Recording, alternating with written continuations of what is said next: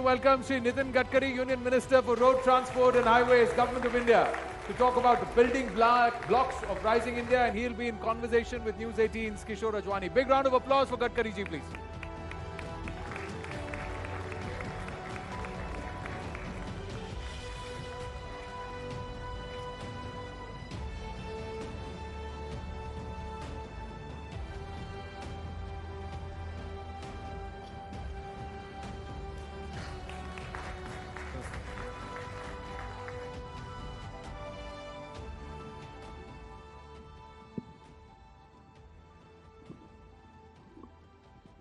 Welcome Gadkari ji. तो पहले तो मैं ऑडियंस को ये बता दूं, आपने एक वादा पूरा किया। आप पिछली बार जब आए थे आपने कहा था अगली बार हाइड्रोजन कार में आऊंगा, और आज आप हाइड्रोजन पावर्ड कार में ही आए हैं।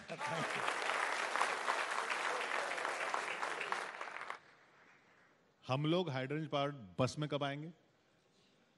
अभी तो अशोक लेलैंड और टाटा ने जो उनकी ट्रक और बसेस है वो आईसी इंजन को हाइड्रोजन पे अब चला सकते हैं, ऐसा उन्होंने ऑटो एक्सपो में मॉडल्स लॉन्च किए हैं। मुझे लगता है कि वो दिन दूर नहीं है।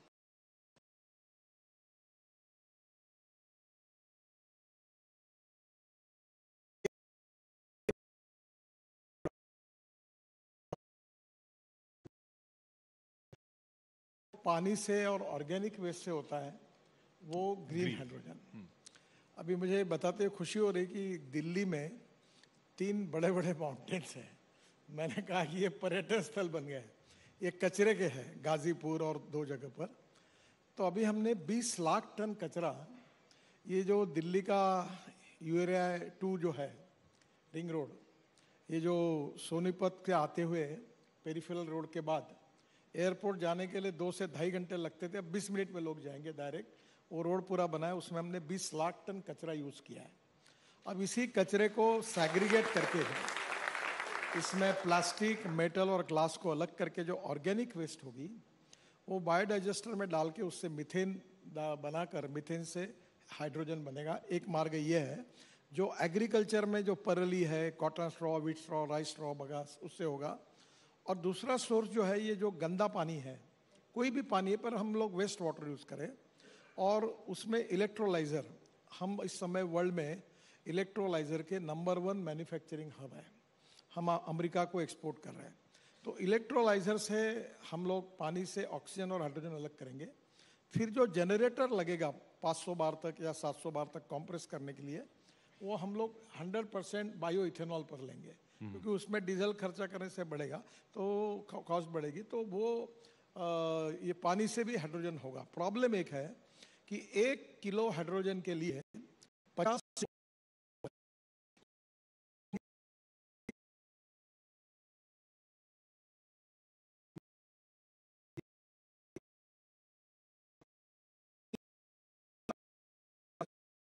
उनको मैं गया था वहाँ, उन्होंने विदाउट पावर ये बायोमास, बायो वेस्ट से हाइड्रोजन बनाया है।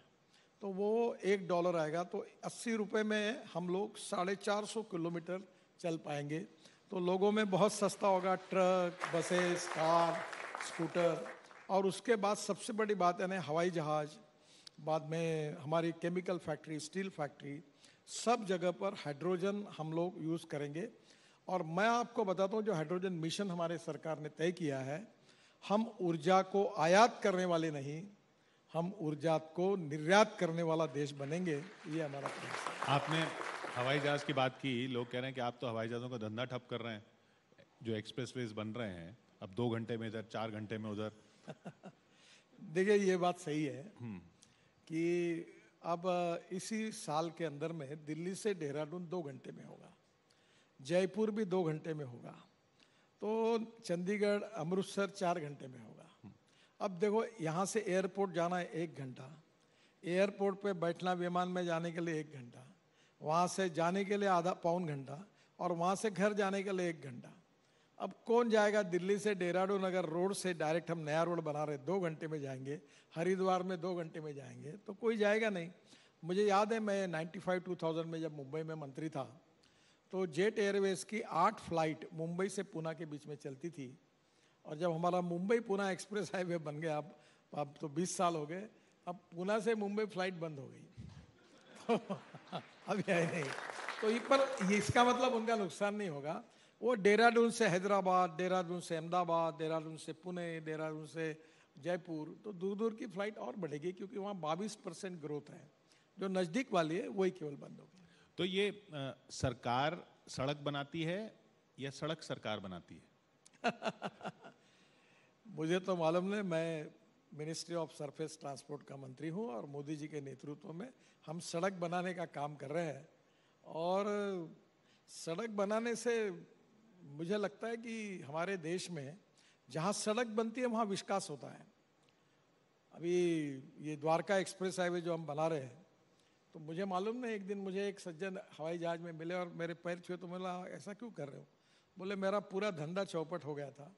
जैसे आपने ये जो द्वारका एक्सप्रेस हाईवे बनाया तो उसके बाद में बोले मुझे 2-2.5 हज़ार करोड़ का फायदा हुआ। अब मेरी प्रॉपर्टी सब बढ़ गई और ज़मीन को भाव आया। तो अभी ये दिल्ली की डेवलपमेंट, और अच्छी बात आपको बताता हूँ, मुझे पहली बार पता चला कि ये जो जैसे ये जिस रोड की मैंने उल्लेख किया कि 20 मिनट में हम आएंगे द्वारका, ये जो चंडीगढ़ रोड से, तो इसमें दोनों बाजू में इतने हमने 76 किलोमीटर रोड बनाए। एक्चुअल रोड है 34 किलोमीटर का, पर इसको जोड़ने वाले भी सब रोड बनाए। इसके कारण दिल्ली की आने वाली डेवलपमेंट इसी बाजू में बहुत बड़े प्रमाण पर होगी और जिसके कारण निश्चित रूप से पोल्यूशन तो कम होगा ही, पर प्लान डेवलपमेंट उस एरिया में होगी, वो भी एक प्रकार से दिल्ली के लिए फायदा होगा। ये जहाँ तक राजनीति की बात है, आपने कह दिया कि मैं मक्खन नहीं लगाऊंगा, वोट दो या ना दो। ये ऐसा राजनेता कौन बोलता है? ऐसा नहीं है। मैंने जो बोला वो एक ही वाक्य आपको मालूम है। मैंने ये कहा कि अगर हम काम करेंगे और काम करने के बाद जनता हमको बिल्कुल सपोर्ट करेगी, हम झूठे आश्वासन और बाकी बातों का मक्खन लगाने की कोई ज़रूरत नहीं है। अगर हम प्रत्यक्ष रूप से जनता में काम करेंगे तो जनता निश्चित रूप से हमको समर्थन करेगी। यही बात मैंने कही। ये आपकी लगातार शिकायत रही है कि आपको मिसकोट बहुत किया जाता है, तो मिसकोट ये करने वालों की गलती है या आप होने देते हैं इसलिए? ये आपकी मीडिया इंजीनियरिंग है। एक आदमी गलत छापता है पहले अपने वेबसाइट पर। इसमें ऐसे ही हुआ कि एक दिन कुछ नहीं हुआ, फिर एक ने अपने वेबसाइट पर ऐसा गलत कोट किया, फिर उसको बोलने के बाद 3-4 घंटे में उसने निकाल लिया, तब तक बाकी लोगों ने उठाकर उसमें गलत न्यूज़ बना दी। ये मीडिया की क्रेडिबिलिटी के लिए अच्छा नहीं है। जो बोलते हैं वो जरूर छापना चाहिए, जरूर लिखना चाहिए। जो नहीं बोला वो लटकाना बराबर नहीं है, इतना ही है इसमें।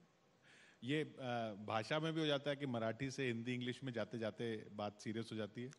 नहीं, मुझे लगता है कुछ एक सेक्शन ऑफ लोग ऐसे हैं, वो जानबूझकर न्यूज़ बनाने के लिए जब कन्विंस नहीं किया जा सकता तो कंफ्यूज करने के लिए इस प्रकार का कुछ तो भी थोड़ा गर्मा गर्मी क्रिएट करने के लिए ऐसी झूठी न्यूज़ लिखते हैं और जानबूझकर लिखते हैं, ऐसा मुझे लगता है। आप बिल्कुल नाराज नहीं है? मैं नाराज नहीं हूँ। देखो, मैं इमरजेंसी से आया हूँ और इमरजेंसी के बाद ही राजनीति में आया, तो मैं बोलता हूँ कि ये मीडिया को ने अब समझना चाहिए कि उनकी क्रेडिबिलिटी के लिए वो कैसे काम करें। पर जो लिखने का अधिकार है, फ्रीडम ऑफ स्पीच और फ्रीडम ऑफ राइटिंग, ये संविधान ने दिया है, तो मैं उसका सम्मान नहीं करता हूँ। आप स्टूडेंट लीडर भी रहे और स्टूडेंट लीडर्स लेकर अब तक का सफर आपने देखा, आपने कई बार ये बात कही कि सबसे मुश्किल है कानून बनाना, तो ठीक है, लेकिन कानून मनवाना बहुत मुश्किल है। आप जब स्टूडेंट लीडर थे तब आप कानून मानते थे सारे? देखिए, हमारे देश की एक समस्या है, ये बहुत गंभीर विषय है। कानून के प्रति डर भी नहीं और कानून के प्रति सम्मान नहीं, विशेष रूप से रोड सेफ्टी के बारे में। कोई सिग्नल है तो रुकना चाहिए। आप विदेशों में जाइए, अगर कोई सीनियर लोग अगर रोड को क्रॉस करते तो तुरंत गाड़ी रुक जाती है दूर से ही, और रेड सिग्नल होगा तो रुक जाते हैं, लेन डिसिप्लिन का पालन करते हैं, हेलमेट पहनते हैं, और विशेष रूप से कभी भी लेन डिसिप्लिन में दूसरे लेन में नहीं घुसते हैं। हमारे यहाँ दुर्भाग्यवश हम कानून को सीरियसली नहीं लेते। अभी ड्राइविंग लाइसेंस, अमेरिका में ड्राइविंग लाइसेंस अगर मिलाना है तो 1-1 महीना लोग किताबों में अध्ययन करते हैं। अध्ययन करने के बाद थ्योरी परीक्षा देते हैं, फिर प्रत्यक्ष जाकर वो टेस्ट देते हैं, फिर लाइसेंस मिलता है। अगर मैंने यहाँ बैठे हुए लोगों को अगर एक सवाल पूछा कि आप में से कितने लोग ऐसे हैं जो आरटीओ में जाकर जिन्होंने परीक्षा दी और ड्राइविंग लाइसेंस प्राप्त किया है, तो कितने हैं? तो बहुत कम हाथ ऊपर आ रहे हैं। अब जो बाकी लोगों के पास भी लाइसेंस है पर वो कैसे मिला होगा? तो कहीं ना कहीं वी नीड सीरियस अप्रोच, क्योंकि देश में 5 लाख एक्सीडेंट हो रहे हैं, 1.5 लाख मौतें हो रही है, और 18 से 34 वयोगट में कम से कम 60% हमारे नए लड़के लड़कियां, यंग टैलेंटेड इंजीनियर्स, डॉक्टर्स, उनका एक्सीडेंट में डेथ हो रहा है। तो मैं ये जरूर कहूँगा कि कानून इसके बारे में, जो रोड सेफ्टी के बारे में, उसका पालन सब लोग करेंगे तो निश्चित रूप से हम अनेक लोगों की जान बचा सकेंगे। और इस समय we are highest in the world. ये अभिमान का विषय नहीं है, दुर्भाग्यवश हम सब के लिए बड़ा दुर्भाग्य का विषय है। और हम सब लोग अगर इसमें ये जो ह्यूमन बिहेवियर है ये अगर बदलेगा तो निश्चित रूप से मुझे लगता है ये प्रॉब्लम रिजॉल्व होगा। पर ये तो दिक्कत फिर एजेंसीज की भी है ना, जैसे आरटीओ की आपने बात की, तो वहां से भी तो दिक्कत है अगर लाइसेंस ऐसे ही मिल जाता है तो। अभी हमने बहुत आरटीओ में 16 ऐसे ये किए हैं कि जो डिजिटल कर दिया है, आपको आरटीओ जाने की जरूरत नहीं, परमिट भी कर दिया है। हम भ्रष्टाचार मुक्त डिजिटल एडमिनिस्ट्रेटिव सिस्टम को लॉन्च करना चाहते हैं, ऑलरेडी हमने लॉन्च किया है। अभी हम स्क्रैपिंग पॉलिसी ला रहे हैं। 15 साल के बाद जो गाड़ियाँ हैं, गवर्नमेंट ने निर्णय किया कि हम इसको बिल्कुल स्क्रैप करेंगे। और प्राइवेट में भी आज जो नई 10 गाड़ियाँ जितना पोल्यूशन करती है, वो 15 साल पुरानी एक ट्रक उतना पोल्यूशन करती है। और पोल्यूशन हमारे लिए बहुत बड़ी समस्या है, एयर पोल्यूशन। तो मुझे लगता है कि लोगों का भी अब धीरे धीरे अवेयरनेस बढ़ रहा है और लोग भी हमको सहयोग कर रहे हैं, और लोगों के सहयोग से निश्चित रूप से हमने जो उद्दिष्ट तय किया है हम वो पूरा कर सकेंगे। पोल्यूशन की आपने बात की, आप बार बार कहते हैं पेट्रोल डीजल में खत्म कर दूंगा, पेट्रोल डीजल की गाड़ियां खत्म हो जाएंगी? अभी आपके पीछे में चल रहा है, हम लोग ये जो मैंने रोड बताया पानीपत के बाद, वहाँ से एक इलेक्ट्रिक हाईवे बना रहे हैं जो केबल होगी जैसे रेलवे की होती है ना, और डायरेक्ट जयपुर तक ले जाएंगे। और ट्रॉली बस होती है, 2 बसें जोड़कर, बिजनेस क्लास अच्छी क्वालिटी की, उसका टिकट रेट डीजल बस से 30% कम होगा और कंफर्ट से लोग जा पाएंगे। क्योंकि हिंदुस्तान में हमारी 2 समस्या है। वो इलेक्ट्रिक चलेगी बस? हाँ, इलेक्ट्रिक पे चलेगी, इलेक्ट्रिक पे ट्रक चलेगा। अभी इलेक्ट्रिक का ट्रक आ रहा है, इलेक्ट्रिक की बसेस आ रही, इलेक्ट्रिक का ट्रैक्टर आ रहा है, इलेक्ट्रिक की स्कूटर आ गई, इलेक्ट्रिक की ऑटो रिक्शा आ गई, इलेक्ट्रिक की कार पॉपुलर हो गई, 1-1 साल की वेटिंग लिस्ट हुई। ये कब से चलेगी दिल्ली से जयपुर? ये अभी प्रोसेस में है, क्योंकि इसमें हमने 2 कंपनियों से टेक्नोलॉजी की बात की है। वो 2024 से पहले नहीं? अभी तो मैं गारंटी नहीं दे सकता पर काम उसके पहले चालू हो जाएगा, शायद पूरा भी होगा। और उसमें जो आप कह रहे हैं कि ये इलेक्ट्रिक बसें चलेंगी, इलेक्ट्रिक रोड, मतलब एक तरह से रोड होगा ऐसा जिसमें कनेक्शन होगा वायर का? नहीं, 2 प्रकार की है। अब देखिए, मुंबई में डबल डेकर इलेक्ट्रिक बस मैंने लॉन्च की, इलेक्ट्रिक लग्जरी बसेस लॉन्च की, और पूरे शहरों में अब इलेक्ट्रिक बस आ गई। हमारे देश में 1.5 लाख बसेस है, और अगर हम पब्लिक ट्रांसपोर्ट अगर कंफर्ट्स मिलेंगे, स्पीड अच्छी होगी, एसी होगा, बिजनेस क्लास जैसी सीटें होगी, तो हमारी ये 1.5 लाख की संख्या 10 लाख तक जा सकती है। यूरोप में आप डबल डेकर बस जो टूरिस्ट जाते कितनी सुंदर है।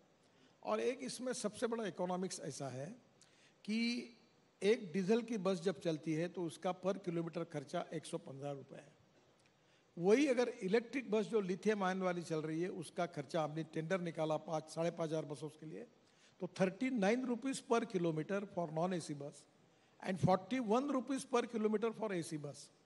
तो हम एग्जिस्टिंग टिकट के रेट भी कम करके 25% हम प्रॉफिट में चला सकते हैं। दूसरी एक इम्पॉर्टेंट चीज़ है, हमारे स्टेट ट्रांसपोर्ट सब लॉस में है, कोई प्रॉफिट में नहीं है। साउथ की ट्रांसपोर्ट कुछ तो भी ठीक है, बाकी जगह तो पूछो मत। ऐसा है कि हॉर्न छोड़कर सब बचता है बस में, ऐसी बस की हालत है। तो अभी क्या होगा, डीजल की चोरी करना आसान है, इलेक्ट्रिक की चोरी नहीं होगी।